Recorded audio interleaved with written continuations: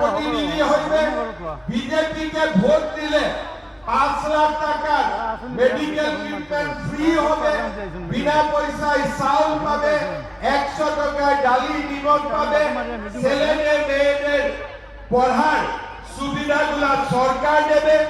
আর কংগ্রেসের ভোট দিলে কি পাবেন?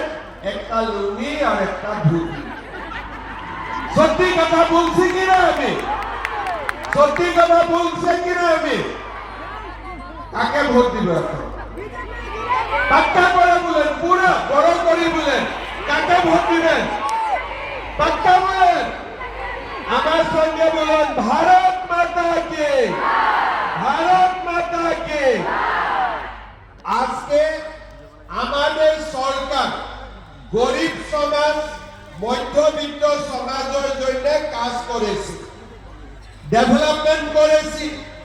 এখন আমি হাইলাকান্দি সিভিল হসপিটালে একটা এমআরআই মেশিনও নিয়ে আসবে।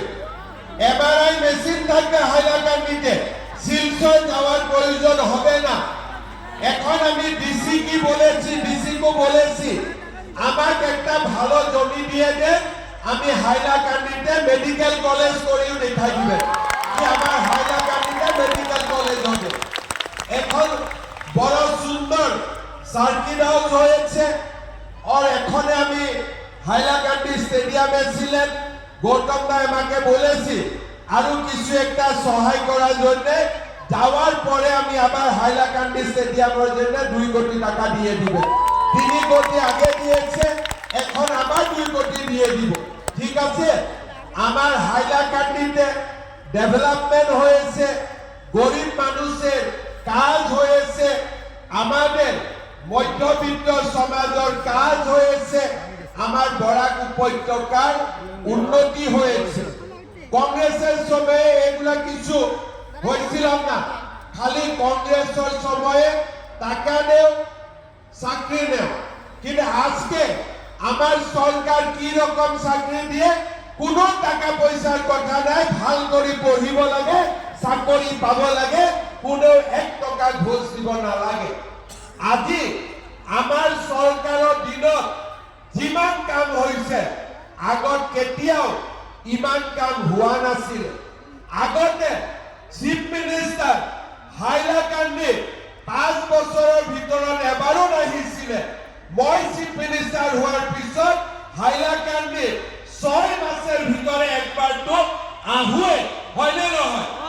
আজি হাইলাকান্দির আগতে কোনো সিএম নাহিছিলে, গৌতম রয়ে সিএম আছিলে, ইয়ার উপরত কেউ ছিলাম না, গৌতম রয়ে একমাত্র মালিক ছিলাম। হ্যাঁ না গৌতম দা? হ্যাঁ, এখন গৌতম দাও আছে, সঙ্গে সঙ্গে আমিও 6 মাসে একবার আছে, আমার বাকি মন্ত্রীগুলাও আছে।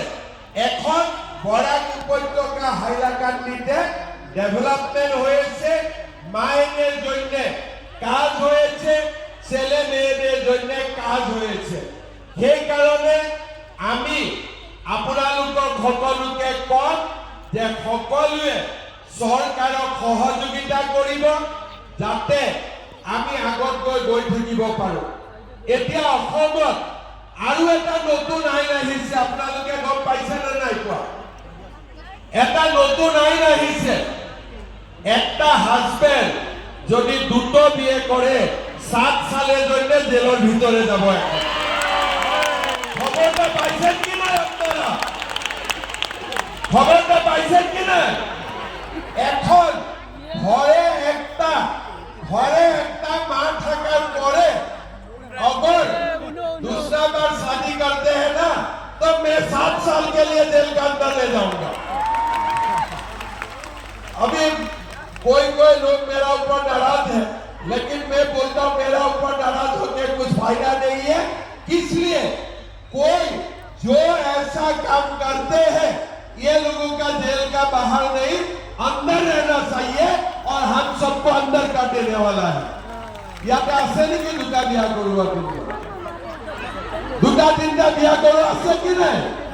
যোনে যোনে আছে, এতিয়াৰ পৰা কি হ'ব যে আমার একটা মা ঘরে থাকার পরে দুবারা শাদি কেউ করতে পারবেন না। ঠিক আছে, दूसरा बार शादी করার মতলব হাইলাকান্দি জেলে 7 সালের জন্য বন্দি বাস এটা আমি এখন নিয়োগ করে দিয়েছি আমার সরকারের সময়ে এনেকে মাসকলৰ কাৰণে নতুন নতুন স্কিম নতুন নতুন আইন আজি আমি আনি আছো আৰু তাৰ কাৰণে আজি মাসকলৰ ঘৰত সন্মান বাঢ়ে 10 তাৰিখে অৰুণোদয় পাব 8 তাৰিখৰ পৰা হাজবেণ্ড বিলাকে ওয়াইফ বিলাকক গ্ৰহণ কৰি থাকে যে 10 তাৰিখে অৰুণোদয় আহিব ঠিক কৈছো কি নাই মই ঘরে সম্মান বাড়েছে কি না অরুণোদয় পাওয়ার পরে সম্মানটা বাড়েছে না ঘরে